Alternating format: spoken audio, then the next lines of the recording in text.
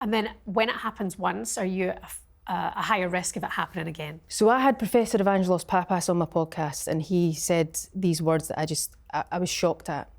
You're 16 times more likely for it to happen again. Oh my gosh. Yeah. Oh my God, think of the fear that players have returning from that injury, best part of a year, the sadness, the loneliness, everything they experience in that time, coming back and knowing that's the number, that it may happen again. Yeah, and I think I'm always super careful when we talk about injury, because the last thing I want to do is say something. Scare them. Exactly, and I think I saw your last episode, you had Ella on from Ipswich Town. You asked her about her injury and out came the emotion. Yeah. And I think we know that female athletes are more at the fearful end of returning, and sometimes that fear of return actually is insurmountable. They can't get back. So we need to be really careful with all of this and understand that, especially if you're at the recreational level or at youth level, we have warm-up protocols that you can do. They're linked on our website, womensfootballhub.com.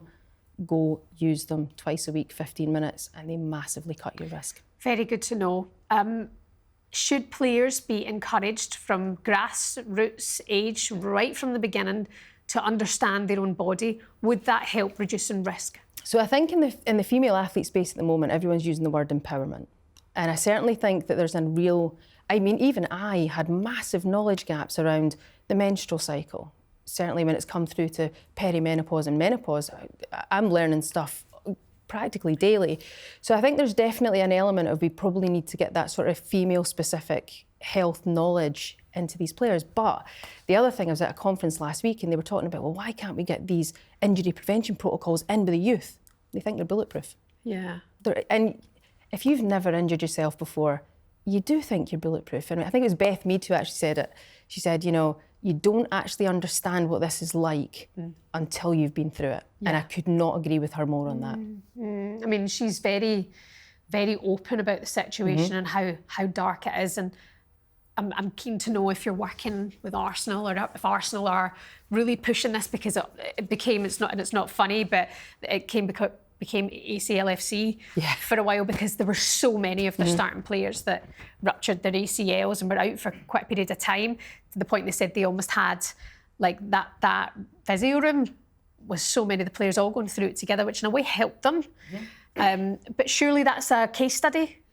So the interesting thing is we seem to get these clusters in clubs. And actually, if you look this season, you've had them at Everton and obviously you've had it at Chelsea as well. Yeah. Now, the question is why is that happening? And at the moment, we don't know why it's happening in clusters. But of course, we've got Project ACL that is looking at the WSL. Right. Now, that's a collaboration between Leeds Beckett University, FIFPro, the PFA, and Nike. And they are going to look at everything surrounding that kind of female pro athlete. Because remember, there's been a rapid rise in professionalisation over the last few years. So it's important to, what's going on in the background? What's the recovery time like? What's the travel like? What happens when we prepare them for games? So there's all these sorts of questions that probably need to be answered. And there was a study last year done in Germany, and basically they found that there was a cluster of ACLs around about 15 minutes.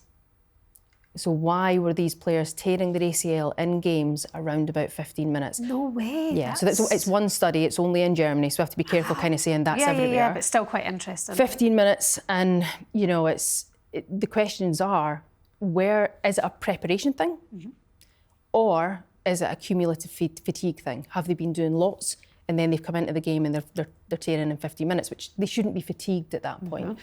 And what we know from the UEFA club study, which was 2018 to 2022, that basically showed us that kind of female athletes, clubs should expect 0.7 ACLs per club per year. Wow. Less than one. So that, if I won't go into Chelsea or Everton this year and say, hey, you should expect less than one, they're probably going to boot me right out of the room. So the question is why are we getting the clusters? And the thing is, at the moment, we don't know.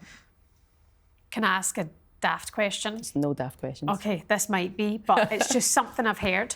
You know when groups of women are together and they say sometimes they sync up on their menstrual cycle? Yeah. Is there any way these players have been syncing up in their menstrual cycle? Is that mad? Is that stupid? Do you know what? You've asked me a question that I don't actually know the research answer to.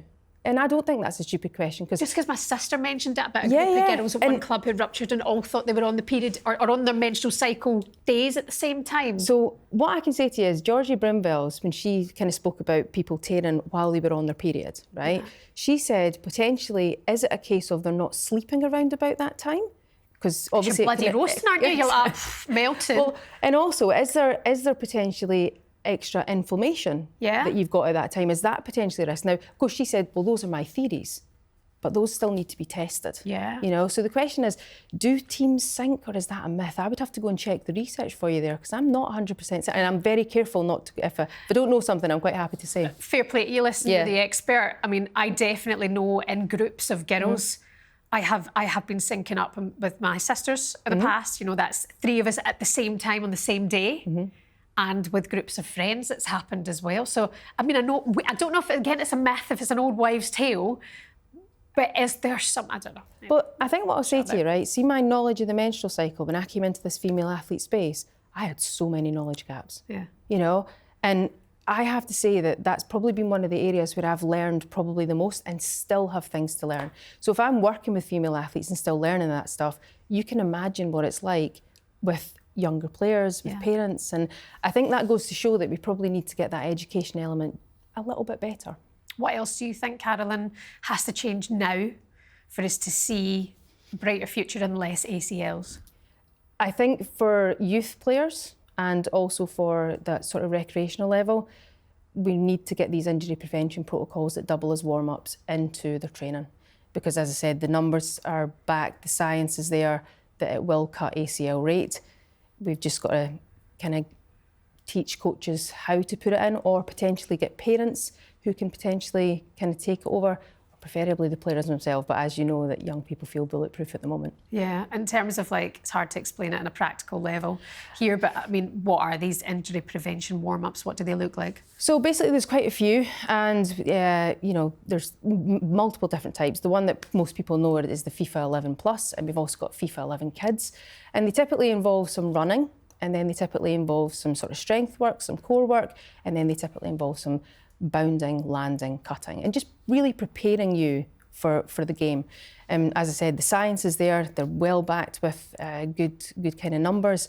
So yeah, if we can get teams doing those a little bit more, hopefully we can have some sort of impact. Quick fire round then.